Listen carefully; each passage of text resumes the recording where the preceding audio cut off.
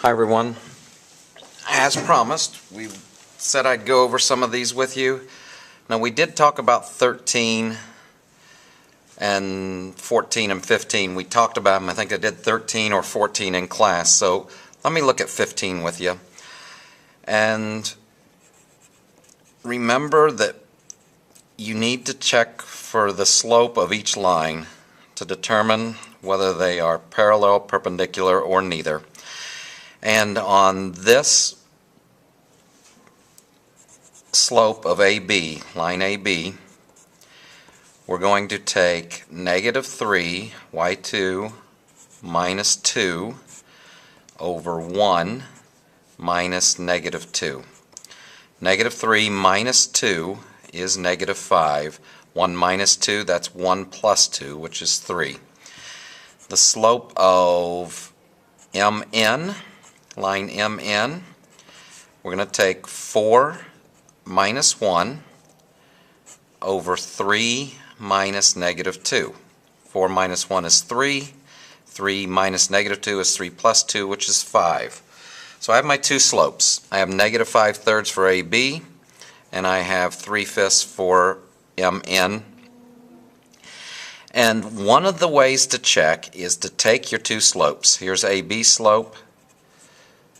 Here is MN slope, 3/5, and multiply them together, and that's negative 15 over 15, and that is negative 15 divided by 15 is negative 1.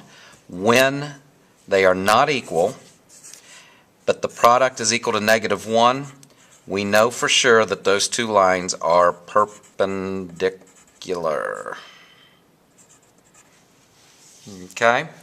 If the two slopes are equal, I think like 13 was, you would write parallel. If the two slopes are not equal, like these two, but they don't multiply out to negative 1, you'll write neither. So just keep that in mind tomorrow when you see that on the test. Number 16, graph the line that contains 2, negative 3. Well, if it contains 2, negative 3, let's put 2, negative 3 on our line, and has a slope of 2/3. That's the rise over the run. Up 2 over 3. Alright, let me go down here. Down 2 and left 3. And we have the line. 16 is done. 17 and through 21, I'm going to be using y equals mx plus b in one way or form for every one of those. Number 17, m represents the slope, b represents the y-intercept. I just simply put in those numbers. Y equals 5x plus negative 9, or y equals 5x minus 9. Number 18, we've got to work a little more for.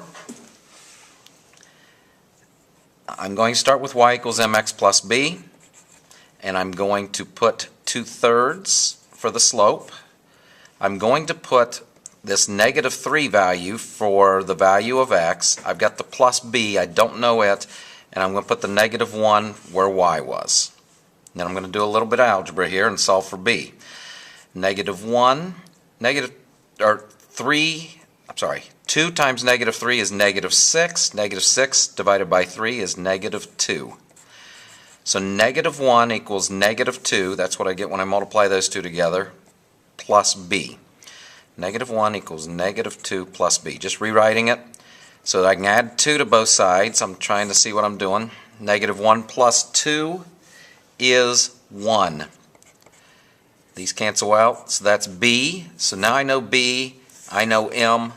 I write down y equals 2/3 x plus 1. And that's the final answer. It's in slope-intercept form. You had the slope and the y-intercept, but you had to solve for the y-intercept there. 19 is a little bit different, but not much. You find the slope first. We're going to take y2, negative 2, minus y1, 7, over x2, 1, minus x1, negative 2.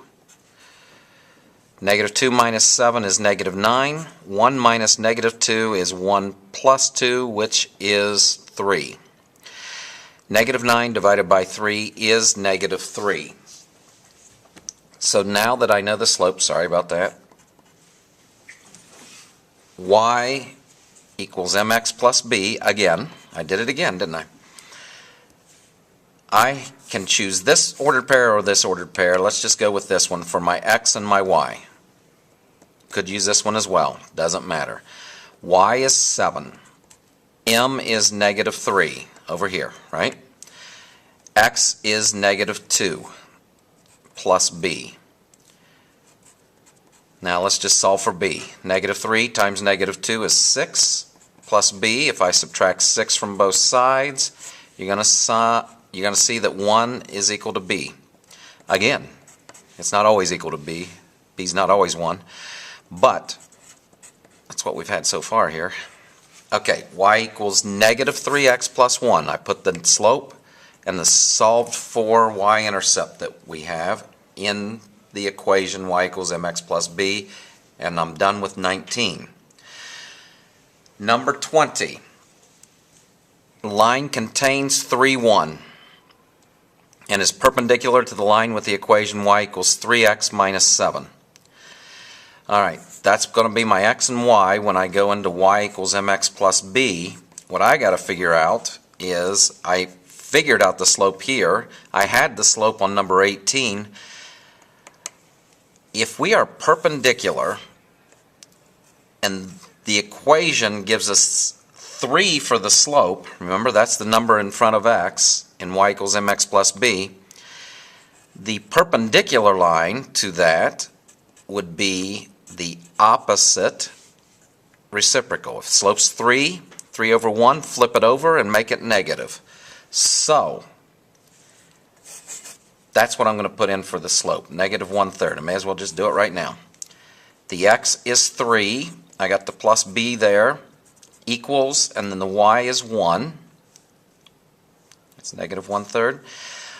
1 equals negative 3 divided by 3 is negative 1 plus b. I'm going to add 1 to both sides. 2 is equal to b. I have what I need here. Y equals negative 1/3 x plus 2. So that's how that equation comes about. And 21. All it's asking us to do is to write the equation of the line graphed below. This line right here, this point was a mistake. But I'm looking at 1, 2.